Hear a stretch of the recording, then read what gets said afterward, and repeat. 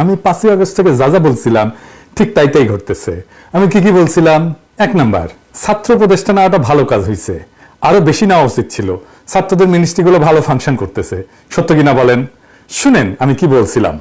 অনেকের রিজার্ভেশন আছে ছাত্রদের উপদেষ্টা পরিষদে নেওয়ার ক্ষেত্রে। আমি মনে করি যে এইটা একটা পজিটিভ কাজ হয়েছে এবং এটা একটা ইন্টারেস্টিং এক্সারসাইজ হয়েছে। এটার জন্য আমি অভিনন্দন জানাই। এই এক্সপেরিমেন্ট যদি সফল হয় তাহলে বাংলাদেশের রাজনীতির চেহারা কিন্তু পাল্টে যাবে। এই এক্সারসাইজটা খুব ভালো হয়েছে। এক্সপেরিমেন্টটা সফল হলে তরুণদের ব্যাপকভাবে রাজনীতিতে আকৃষ্ট করা যাবে এবং আমি মনে করি এই এক্সপেরিমেন্ট সফল হবে। 2 নাম্বার, বেশিরভাগ উপদেষ্টা অপদার্থ, এরা কোনো রেজাল্ট ডেলিভার করতে পারবে না। কথা সত্য কিনা বলেন? অপদার্থ এবং অথর্ব, জরাজীর্ণ, জীর্ণ শীর্ণ, বুইরা খাটাস। কেউ তাদের চাকরি দিত কিনা বলেন? কোন প্রতিষ্ঠানে তারা চাকরি পেত? বুড়াগুলার হাইপার টেনশন, ডায়াবেটিস, কেউ দেখেন অ্যাডাল্ট ডায়াপার পরে প্রেসার ধরে রাখতে পারে না, প্রস্টেটের প্রবলেম। মহিলাদের কথা আর কইলাম না। যাই হোক, 3 নাম্বার, অস্বচ্ছ প্রক্রিয়া, ব্যক্তিগত পছন্দ অপছন্দের উপর ভিত্তি কইরা উপদেষ্টা পরিষদ গঠিত হয়েছে এবং যে সমস্ত নিয়োগগুলো হইতেছে সেগুলো তাই। আমি আর কইলাম না, নাম ধইরা তিক্ততা তৈরি করতেছি না, আর অনেক তিক্ততা তৈরি করছি, আর করব না। 4 নাম্বার, সুপ্র একটা সমস্যা, এটা না সরাইলে ঝামেলা হবে। ছাত্ররা কলে বুঝছে পরে ওয়াকার একটা ঝামেলা, সে বিকল্প ক্ষমতা কেন্দ্র তৈরি করতেছে। আপনি তো দেখছেন সামিও এটা নিয়ে লিখছে। আগে কলে আমি যখন কইছিলাম তখন সামি আমার উল্টা লিখছিল, দেখেছেন? 6 নাম্বার, আমি বলছিলাম এই সরকার জনপ্রিয়তা হারাইবে, হারাইছে, হারাইতেছে। 7 নাম্বার, আমি বলছিলাম ছাত্ররা জনপ্রিয়তা হারাইবে, হইছে।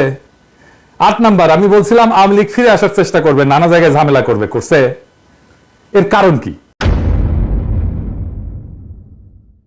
কারণ হইতেছে বিপ্লব ওই প্রথম দিনেই বেহাত হয়ে গেছে। বিড়াল মারতে হয় প্রথম রাতেই। আর এই বেহাত করার 2 কারিগর হইতেছে ওয়াকার আর আসিফ নজরুল। ওয়াকার তো বিপ্লবের স্টেক হোল্ডার না, কিন্তু আসিফ নজরুল নিজে হয়তো পুরো জিনিসটা ধ্বংস করে দিছে, মনের মাধুরী মিশায় ধ্বংস করেছে আর কি। আমি আজ বলতেছি, মিলাই নেন, আজ থেকে 20 বছর পরে আসিফ নজরুল এই বিপ্লবের ভিলেন হিসাবে পরিচিতি পাবে। আজকে সেজন্য সিল মারলাম না, আপনারা মাইরা নিয়েন 20 বছর পরে। সিলটা সেদিনই মাইরেন। আসিফ নজরুল পুরা বিজয়টাকে বাঙ্গু এলিটদের হাতে তুলে দিছে, তার প্রিয় প্রথম আলো, ডেইলি স্টার এই গ্রুপের কাছে। তাই বসিরেরা উপদেষ্টা হয়, যারা daily star business person of the year পুরস্কার দেয়। ফারুকি, যারে নিয়ে প্রথম আলো কয়েকদিন আগে একটা বিশাল স্টোরি ফান্দে উপদেষ্টা হওয়ার আগে, এটা দেখানোর জন্য যে সে এই কালচারাল এরিয়া কন্ট্রোল করে। এখানে কালচারাল এরিয়ায় যারা শেঠ তারা সব তার ভাই বেড়াদার, এবং ভাই বেড়াদার বলে একটা গ্রুপ আছে, সেটা ফারুকির গ্রুপের ওই সোভিয়াল গ্রুপের লোকজন যারা ফারুকির সাথে কাজ করেছিল, বুঝছাও? ফারুকিরা নিয়ে যখন চারিদিকে হাউকাউ লেগে গেছে, তখন ফারুকিরা অভিনন্দন জানায় কে কি কইতেছে তাই নিয়ে প্রথম আলো নিউজ করেছে, দেখেছাও? এত করবি তো তোর নয়া বাল গজাইছে, আয়নায় তো দেখবই। কিন্তু ফারুকির নিয়োগ নিয়ে জনমানুষের মনে যে বিক্ষোভ, তার নিউজ দেখেছেন প্রথম আলো, ডেইলি স্টার, কোথাও দেখেন নাই। এইভাবে আপনার কণ্ঠস্বরকে সে নাই করে দেয়, চাইপা ধরে, বুঝছাও? এটাই হইতেছে প্রথম আলো, এটাই হইতেছে ডেইলি স্টার। তারিখটা দেখান ডেইলি এডিটর সাহেব। এবার দেখেছেন তো, বুঝছেন তো যে ফারুকির এইটা, বশিরের এটা প্রথম আলো ডেইলি স্টার গ্রুপের একটা concerted effort, very meticulous plan, বুঝছাও? তারপরে কি হয়েছে? আর একটা কাম হয়েছে। কামটা কি? গোলাম মুর্তজা ওয়াশিংটন আর আকবর হোসেন লন্ডনে স্পেস মিনিস্টার পদে যাইতেছে, নিয়োগ পাইছে, 2 ডেইলি স্টার। এখন আমার ক্ষুদ্র ভাতার ভগিনীরা করবে যে দাদার মাথাটা গেছে, সব জায়গায় খালি ডেইলি স্টার দেখেন।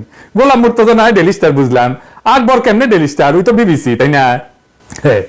আমার ক্ষুদ্র ভাতা এবং ভগিনীরা, ওরা যে এই পুকুরে সাঁতার কাটে না, আমি সেই পুকুরে সিল। এই যে দেখেন, বিবিসিতে যাওয়ার আগে ওই ডেইলি স্টারে ছিল আকবর, বুঝছাও? পশ্চিমে গরুর খামারে পাশায় ছাপা দিয়ে দিত, গরুর মার্কার জন্য। বাঙ্গু এলিট হইতে হলে 5 ডেইলি স্টারের প্রথম আলো ছাপ্পা থাকা জরুরি।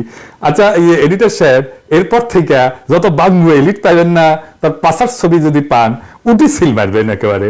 ডেইলি স্টার প্রথম আলো, জাউরা সিল বাদ, এখন ডেইলি স্টার প্রথম আলো সিল মেরে দেবো পাশায়। আমাদের এই বিজয়ের ফল ভোগ করতেছে ডেইলি স্টারের সাংবাদিক, যেই ডেইলি স্টার ছাত্রদের দুষ্কৃতিকারী বলছিল আর তাদের নির্মূল করতে হাসিনাকে সাহায্য করবে বলছিল। এই যে দেখেন, মাহফুজা নাম নিজে লিখেছিল। সেই ডেইলি স্টারের সাংবাদিক ছাড়া আমাদের পররাষ্ট্র মন্ত্রণালয় সাংবাদিক খুঁজে পায় না। তবে অবশ্য সুপারিশ করেছিল নাহিদ, হাঙ্গেরের প্রিয় নাহিদ ছাত্রটা। এই মাহফুজা নাম 7 সেপ্টেম্বর প্রফেসর ইউনূসের সাথে সাক্ষাৎ করে বলছিল 3 বছর পর্যন্ত প্রফেসর ইউনূস সাগরের কথা সুপারিশ করেছিল। দেখেন, প্রগতিশীল বিএনপি তো ডেইলি স্টারকে হেভি সাপোর্ট দিতেছে, তো তারে ধর না কেন? 3 বছর থাকার সার্টিফিকেট যে দিছিল তখন ধরবে না কলে। তখন ওদের সমস্ত পৌরুষ পতায়া যাবে প্রগতিশীল বিএনপি। প্রগতিশীল তো ওদের সবসময় কলিকাতা হারবার লাগে আর কি, বুঝছাও। এবার আসেন আসিফ নজরুল প্রসঙ্গে আর একটা বিষয় আসি। মাঝে এটা আগেই ধর্ম ভাবিছিলাম, কিন্তু ওই যে জেনেভার যে ঝাড়ি খেয়েছে না, ওইটার জন্য একটু কয়েকদিন রিলিজ দিছিলাম। তবে আসিফ নজরুল কয়ে রাখি, ওইটার প্রতিশোধ করলে আমি নিমু। ওইটা ওই যে আপনারা যেটা করেছিল না, ওটার প্রতিশোধ আমি নিমু, আমি। হ্যাঁ, প্ল্যানিং হচ্ছে। যাই হোক, ওইটা পরে আসিচ্ছি। তো যাই হোক, সে কইছে কি আমাদের নাকি ধৈর্য কম। শুনেন, কইছে ধৈর্য কম। একটা হলো আমাদের একটু ধৈর্যের অভাব আছে। আমি ফাহাম আব্দুল সালামের একটা অসাধারণ স্ট্যাটাস দেখলাম। তার স্ট্যাটাসে সে লিখেছে, দুঃসময়ে আমরা বছরের পর বছর অপেক্ষা করি, ধৈর্য ধরি। 16টা বছর এই দেশের 90% মানুষ ধৈর্য ধরে বসেছিল, কারোর মধ্যে যন্ত্রণা দেখি নাই, অনেকের মধ্যেই দেখি নাই। তো তখন এত ধৈর্য ছিল আমাদের, এত এরকম একটা ফ্যাসিস্ট রেজিমকে বছরের পর বছর আমরা ধৈর্য ধরে অপেক্ষা করলাম। এখন আমাদের একটু ধৈর্যটা একটু রাখতে হবে। আসিফ নজরুলের ভাগ্য আসলেই ভালো যে আমি উপদেষ্টাদের গালি দিব না প্রতিশ্রুতি দিছি, নাইলে এমন একটা গালি দিতাম না। আজকে গালির দুঃখে বাসায় গিয়া বালিশ বুকে চেপে কাঁদতে ওই সারাদিন। আচ্ছা বলেন তো, সে কইলো ধৈর্য কম। আমরা কোন জিনিস চাইয়া অধৈর্য হয়েছি কন্ত? এই উপদেষ্টারা গালি খেয়েছে কি জন্যে বলেন তো? আমি কয়ে দিই, আসেন দেখি গালি খায় কি জন্যে। গালি খায় আহতদের চিকিৎসা না করা নিয়ে। আজ আহত ছাত্রদের উপর দিয়া গাড়ি চালাই দিছে স্বাস্থ্য উপদেষ্টা। শোনেন, আমার বানানো কথা না, শোনেন আহত ছাত্রের কাছেই শোনেন, উঠি ছিল, শোনেন ওর কাছেই। রোগী দেখতে আসছিল, ওনার কথা ছিল মানে এখানে যারা বৈষম্যদের ছাত্র আন্দোলনের রোগী ছিল তাদেরকে প্রত্যেকে মানে দেখবেন, দেখে মানে তাদের চিকিৎসা যদি আরেকটু উন্নত মানে ভালো হয় তাহলে তাকে বাইরে পাঠানোর কথা বলা হবে। আর যাদেরকে এখানে ট্রিটমেন্ট করান যায় তাদের এখানে একটু ভালোভাবে মানে ডাক্তার ইয়ে করে মানে চিকিৎসাটা করবে। কিন্তু সেই ক্ষেত্রে মানে উনি আসার পরে উনি মানে আপনার 5 থেকে 6 জন রোগী দেখছে। রোগী দেখার পরে উনি চলে যাইতেছেন।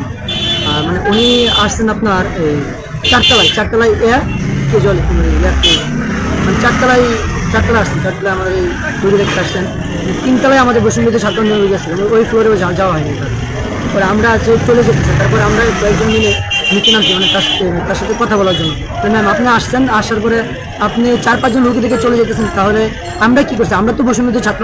আমার আচ্ছা, আমি আপনার থেকে যে আমার হাত, এই হাতটা আমার এখনো মুভমেন্ট হয় না। আমার হাতে মানে এই ভিতরে যা মানে আঙ্গুলগুলো সব একবারে মানে ফুটে গেছে, ভিতরে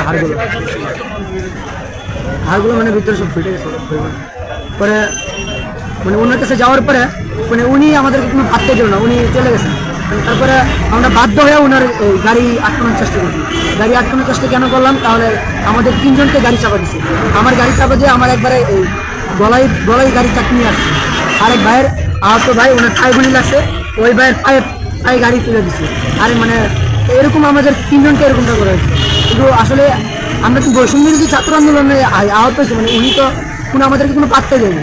মানে আমরা মনে করেন রাস্তা যে ফুটপাতে মানে মানুষ যেরকম ব্যবহার করেছে, আমরা তার কাছ থেকে একই ব্যবহারটা পাইছি। দেখেন ওর হাতের কি অবস্থা হয়েছে গুলি খেয়ে। দেখেন আর কি জন্য রাগি, আর কি জন্য গালাগালি করিয়ে গেলে। এই যে সামেকাটা মজুমদার দিয়ে জনপ্রশাসন চালায়, তাই না? সামেকাটা মজুমদার কে নিছে উপদেষ্টা পরিষদ? ও না লাগবে কে? এই বুড়া খাটাস গুলার মন্ত্রিসভায় আনা, এটা নিয়ে গেলে, তাই না? আর পিছে মুজিবের ছবি লাগা অফিস করা, প্রত্যেকটা তো করিচ্ছে। আজিম নজরুল নিজেও করিছে। আজিম নজরুলের সমালোচনা করছে যে জামিল রে শিল্পকলা একাডেমির ডিরেক্টর বানাইছে সেই জন্য। ধৈর্য ধরার কি আছে? এটা কাম করে, আমরা প্রতিক্রিয়া দেখাই। তো প্রথম আলো ডেইলি স্টারের কাছে 5 বর্গা দেয়, সেজন্য গালাগালি করি। জামিল আহমদকে শিল্পকলা বসাইছে, ওটা সরাইনি। প্রথম আলো ডেইলি স্টারের সুপারিশে ফারুকিয়ার বসিতে উপদেষ্টা বানাইছে, গালি খাচ্ছে। আর কি বলছি যে আপনারা কোনো স্টেক হোল্ডারদের সাথে কথা বলেন না, আমরা সাহায্য করতে চাইলেও সেটা নেন না। এই তো মানে যে কোনো সরকার চালাইতে হলে তো স্টেক হোল্ডারদের সাথে কথা বলতে হয়। এটা শুধু অন্তর্বর্তীকালীন সরকার না, বা আমরা বিপ্লবের সাথে ছিলাম সেই জন্য না, যে কোনো সরকারকে স্টেক হোল্ডারদের সাথে কথা বলতে হয়। এটা সরকার চালানোর একটা বেসিক ফাংশন। আর কিছু নিয়ে বলছি কই আমরা ধৈর্য হারা হইলাম? আপনারা একটা ফাউল করেন আর আমরা প্রতিক্রিয়া দেখাই। এখনই হাসিনা স্টাইল শিখে গেছে, দেখেছেন? আর ফার্ম আমাকে কইছে এক্সপেকটেশন কমাইতে হবে। আপনি একটার পর একটা গণবিরোধী সিদ্ধান্ত নেবেন, আর কিছু কওয়া যাবে না। কি মজা! আবার দেখেন কি করছে, অভিযোগ করিচ্ছে হাসিনার দুঃশাসন নিয়ে কোনো কথা নাই সোশ্যাল মিডিয়াতে। শুনেন, আপনারা বিভিন্ন সামাজিক যোগাযোগ মাধ্যমে দেখবেন শেখ হাসিনার দুঃসময়, অত্যাচার, গণহত্যা নিয়ে কোনো কথা নাই। কথা হচ্ছে এই সরকারের উপদেষ্টা কি করছে, হাসনাত কি করছে, নাহিদ কি করছে, আসিফ নজরুল কি করছে, সারাটা সময় এটা নিয়ে ব্যস্ত। গালি না দিয়া থাকতে পারলাম না। সরকারে কি মিয়া আছে না? সোশ্যাল মিডিয়ার দিকে তাকে থাকেন কে? রাষ্ট্রটা তো হাতে দিয়ে দিছি, এই রাষ্ট্রের রিসোর্স নিয়ে বসে আপনারা পাবেন, আর আমরা ঘরের খেয়ে বনের মোস্তারে সোশ্যাল মিডিয়া আপনাকে কামলা খাটবো। তো মিয়া আপনাদের ধ্বজভঙ্গ তো বিয়া বসেছিলেন কেন? আমাদের দিকে তাকে থাকতে হয় কেন? আমরা তো 2 পয়সার ইউটিউবার আর ফেসবুকার, সোশ্যাল মিডিয়া লাগে কেন এখন? তাহলে তো ডেইলি স্টার লাগে, প্রথম আলো লাগে, সুশীল লাগে, আর সোশ্যাল মিডিয়াতে তখন হাঙ্গারে লাগে না? বাহ কি মজা! হাতে তো আর্মি দিছি, পুলিশ দিছি, প্রশাসন দিছি, আন্তর্জাতিক ভাবে গ্রহণযোগ্য একটা নেতাও দিছি, হাসিনারে লাথি মেরে ভেগা পাশান নিচে তো শেয়ার দিছি নাকি? এক ডাকে হাজির হবে এরকম কয়েক লাখ আগুনের মতো পোলা পানো দিছি, তাও আপনার সোনাবাগি খারায় না কে? হ্যাঁ, প্রথম আলো ডেইলি স্টারের যে ওটা থেকে সার্ভিস নিতে পারেন না? এখন সোশ্যাল মিডিয়া লাগে, এখন মিয়া, হ্যাঁ, কিন্তু ঠিকই দিবেন প্রথম আলো ডেইলি স্টারে। আরে বেটা নিজেরে জিগা কেন পাবলিক সে 5ই আগস্টের পর থেকে একটা দিনও ভরসার একটা পারিচ্ছে না তো করে উপরে? সকালে এক দুশ্চিন্তা তো রাতে আর এক দুশ্চিন্তা। আমাদের কি করা উচিত? আমরা তো বছরের পর বছর এই ফ্যাসিবাদের নিপীড়নে নিষ্পেষিত হয়েছি, দেশ ছাড়া হয়েছি। আমাদের তো তোদের বসে নাকে তেল দিয়ে ঘুমানোর কথা ছিল, অথচ বিজয়ের আনন্দটা পর্যন্ত আজ পর্যন্ত উপভোগ করতে পারলাম না। আমরা তো তোদের পাশেই ছিলাম, আছি তো এখনো। মাইরা কেটে তামা তামা করে ফেলার কথা না আওয়ামী লীগরে? শিকড় শুদ্ধ ফেসিবাদের বিষ বৃক্ষ উপরে ফেলার কথা না?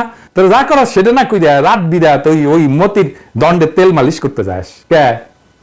দেশে কি যোগ্য লোকের আকাল পড়িছে কেন? তোদের বাইসা বাইসা মতির ভাতারদের তুলে আনতে হইতেছে। কে চালাইতেছে তোদের? চালাইতেছে কে তোদের? এটা বলতে হবে তো। দুনিয়ার যত ঘাটের মরা, যত বুইরা কাটাস, সেগুলো তুলে তুলে আনতেছিস আর উপদেষ্টা বানাইতেছিস। তোদের দেখ কাম কি? আমাকে রে তোদের বসানো হইতেছে বালের চামড়া ছিলার জন্য। তোরা আসলে কেমনে 72-এর সংবিধান বানাবো, মুক্তিযুদ্ধের চেতনা বানাবো, কোন ফাঁক দিয়ে 7 রান ঢুকাবো, আবার কেমনে আবার 71-এর চেতনা ব্যবসা চালু করবি সেই তালে। হাসিনারে কাউন্ট করি নাই, মোদিরে গোনায় ধরি নাই, জান লড়াই যুদ্ধ করছি, দিন রাত মানি নাই, পরিবার মানি নাই, দেশ মানি নাই, চইলা গেছি, সাইডা দিছি দেশ ছেড়া রিফিউজি হয়েছি। বাচ্চারা যখন কাতারে কাতারে জীবন দিছে না, তখনই নিজের জীবনটা দিয়ে দিছিলাম। এটা এক্সটেনশন লাইফ চলতেছে, জয় দিন চলে। জানের মায়া গলেন নাই আমার, আমি এখন জানতো মারা। আমার মতো এরকম প্রচুর জ্যান্ত মরা আছে, জীবন দিয়া দিতে এক মুহূর্ত ভাববো না। আমার মতো এরকম হাজারো পিনাকি আছে যারা বুকের ভিতরে আগুন জ্বালায় রাখছে। শত শহীদের রক্তের বিনিময়ে পাওয়া বিপ্লব যদি ধ্বংস হয় না, শহীদের রক্তের কসম বুকে মাইন বান্দা আমি অন্তত একটা উপদেষ্টার গায়ের উপরে ঝাঁপায় পড়বো, জয় বাংলা করে দেব নিজের সাথে তোদের। বাকিগুলোরে আপনারা দেখে নিয়েন, আর তাদের দেখার জন্য অন্য লোক আছে। এলিটদের জাউরামো বাংলাদেশে চিরতরে বন্ধ করতে হইলে এই ছাড়া আর কোনো উপায় নাই। তবে ঝাঁপায় পড়ার আগে আকাশ বাতাস বিদীর্ণ কইরা স্লোগান দিবেন কলে, ইনকিলাব জিন্দাবাদ।